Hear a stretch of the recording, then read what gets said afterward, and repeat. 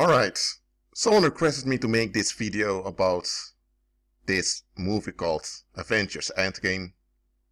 Look, I'm not going to give any spoilers here, so if that's what you're for, sorry, not going to happen. What I want to reveal is that this movie, made by the pagan rulers, is intended to reveal unto you what's going on. It comes down to this. Those that rule this world, who worship the beast, they know that their time is coming, that they will be thrown into the lake of fire. Yes, they know it. They know that this Apollonistic dominion upon mankind will not last forever. So they're doing whatever they can to extend their grip on the human population. But for the black magic to work, they have to reveal to you what they're doing and why they succeed in holding a grip on all of you. They have to involve you in their scam for the scam to work. If you want to scam the masses, you need to involve them in the scam. But you may say, Rashid, who's going to voluntarily cooperate with a scam at their own expense? Who's going to work? Who's going to comply with their own victimization? Nobody in their right mind would. But you would do it if you're deceived. So for the deception to work, they need to inform you about the truth, but it will not tell you the truth directly. They will do it in the form of cartoons or in the form of symbolism or allegories. That's how they do it.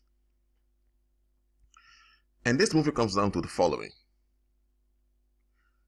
This movie reveals how those superheroes lost a battle, and this battle implied that they also lost many people they've loved, and now a lot of them are in this cycle of cynicism.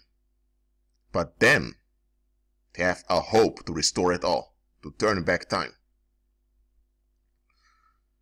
You need to watch the movie to know what happens next.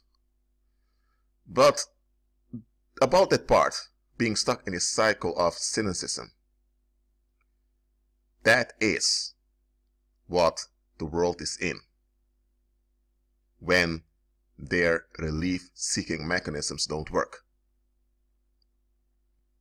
When a community is filled with tension, and the tensions are escalating, it's a cycle of cynicism that's escalating. You don't want this cycle to escalate completely, because that will lead to the destruction of the community. And when destruction becomes visible, people realize, don't a minute, we need the Most High, we need God here. You don't want it to come that far. You give them a false escape, which will relieve them from the escalation, but it's only delaying the escalation. And what you wish, you delay the escalation over and over again from generation to generation. That's what you do. So that's what the pagan rulers are doing. And here's where this hoax of war comes in. All wars are hoaxes. I've made many videos explaining that already. Watch those videos. I'm not going to read all of it here. But just know that all wars are hoaxes.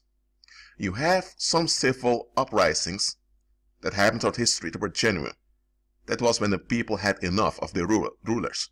But even then, you had puppets that arrived as controlled opposition to redirect people back into the system. And that's what I'm talking about. Sometimes when a system, or let me say, sometimes when a polity becomes, sometimes when a political situation is exposed for what it is, the pagan rulers themselves will destroy that political system by renewing it in a different way. Why?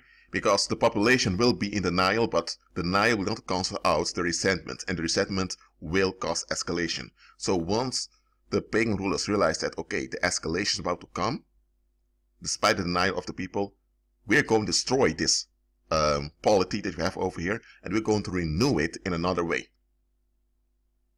That is the false escape. That is the extension that they give to the world. And by offering, not only by enforcing this extension, they keep people trapped and away from serving the Most High. That's what they're doing. That's the purpose of war. To extend Apollo's rule over the world. And that happens by keeping people in a state of anxiety. And once they're in a state of anxiety for a long period of time, they'll turn cynical. They'll act out. When this is about to happen, you give them a false escape. You relieve them. You give them an enemy to fight against. And the enemy will likely die. Or whether it's through execution or through exhaustion, the enemy will die. And when the enemy dies, people are relieved. People are overjoyed. And this victory, quote unquote victory, bonds people together in a very strong emotional tie. Now this bond is very strong and that bond is real. But there's one side effect. It's short-lived.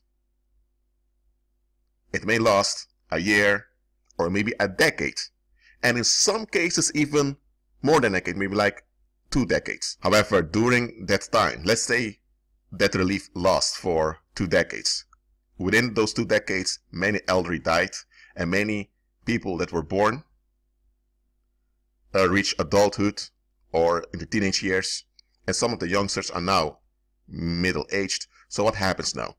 Now you need another collective ritual to cement the same community. That's how it goes on and on and on. Now the end game talks about the final last time when they are able to extend this Apollonistic rule. They don't know when that last time will be. They don't, because Christ said, I come as a thief. So they don't know which year, which date Christ will return. But they know it's near. Whether that near is 40 years or maybe 110 years, they don't know. But they do know that it's near. And that they are willing to do whatever it takes to preserve their anxious grip on the human population. That's what it's about. And there's one thing about this movie that I want you to learn. I still want you to watch the movie because I'm not going to give any spoilers whatsoever. This movie reveals that all those superheroes had something they held onto that kept them trapped.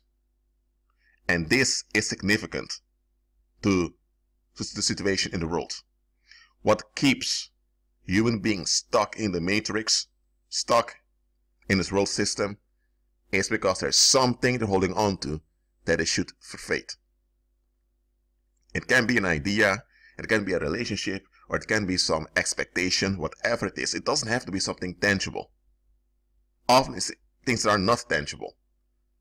They're holding on to expectations that don't add up. And it's those expectations that keep them trapped in this loop of violence. So, just watch the movie if you want. It's a well-made movie. There's a lot you can learn from it if you know how to decode symbolism and decode witch language. It's a very good, interesting movie to watch. Just realize that this movie is a parable. And what I'm telling you is to examine your own expectations so that you're not trapped by this loop of violence that the Apollonists are keeping the human population in. Well, that's it for now. I don't want to make this video too long. Agree with Christ and be at peace.